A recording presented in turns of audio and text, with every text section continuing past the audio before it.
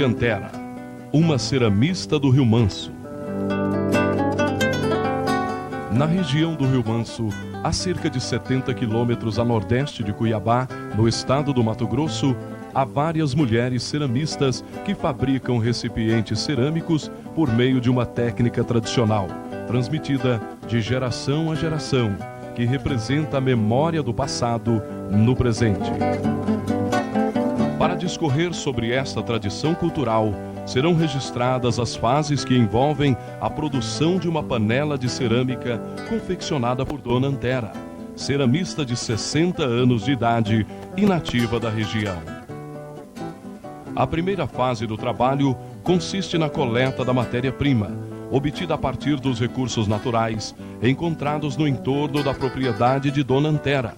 As matérias-primas utilizadas são o barro para confeccionar o recipiente, as cascas de uma árvore chamada popularmente de catipé, para misturar ao barro e retirar seu excesso de plasticidade, e o combustível, utilizado para a queima das peças.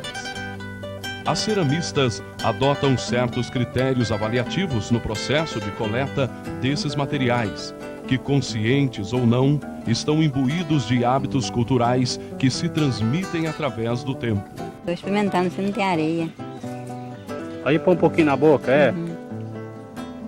E esse tem? Pra mim não tem, não. Tá bom. Tá bom. A segunda fase é a preparação da matéria-prima coletada. Primeiramente, as cascas da árvore são queimadas até transformar-se em cinzas. Posteriormente, as cinzas e o barro são pilados, peneirados e misturados em proporções similares. 1 litro de cinza, 1 litro de barro. Aí se for 6 litros de cinza, 6 de barro. Se for 10, é 10 de barro. Se for 12 de cinza, é 12 de barro. A partir daí, inicia-se a confecção do objeto, que é realizado sob uma cobertura, pois, segundo Dona Antera, o vento, os resquícios de palha de arroz e ciscos, em geral, interferem na qualidade do vasilhame. É pedra, cabelo, sal, gordura. É principalmente nesta etapa que se observa as mãos enquanto instrumento de trabalho. A confecção da panela inicia-se pela base, seguida da confecção do corpo do vasilhame. Cada vez mais, observa-se a função de cada instrumento, as mãos, o sabugo e o fragmento da cabaça, cuité. Depois de parte da parede do recipiente levantada, inicia-se o processo de secagem, colagem das asas, pequenos roletes nas paredes externas, de modo a facilitar a manipulação da panela. Os últimos retoques são feitos. A última fase da confecção é o tratamento da superfície da panela, iniciado pelo polimento das paredes, utilizando-se para isso um pequeno seixo como instrumento. Observa-se que agora o recipiente está mais próximo da ceramista e suas pernas servem de apoio. A base é a última a receber o polimento, sendo que antes, com uma faca retira-se o excesso do barro. Segundo Dona Antera, esta é a fase mais delicada de todo o processo, pois pode-se furar a panela. Pelo barulho produzido pela batida da mão, Dona Antera percebe se a panela está suficientemente fina. Se por acaso acontecer da senhora furar, o que a senhora faz? Eu coloco o tubarão mole, se ele tiver mole. E se ele não tiver mole, se ele tiver duro, eu vou e coloco uma água nele e vou rapar no esse aqui, até ele amolecendo.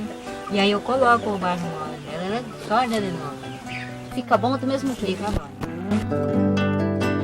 Finalmente, a peça é deixada em descanso por mais 2 dias. Dona Antera queima seus recipientes em forno raso, onde é colocado 2 tipos de madeiras, embaúba, que queima e apaga mais rapidamente, provocando uma queima mais violenta, e capotão.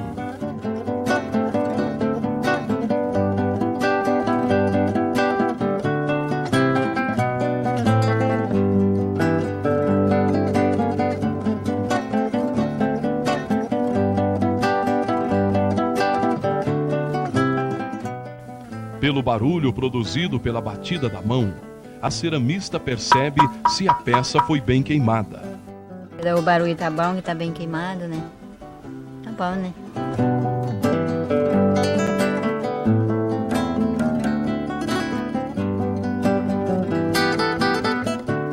A confecção de vasilhames cerâmicos é uma atividade realizada essencialmente pelas mulheres, sem sacrifício das atividades e dos afazeres domésticos.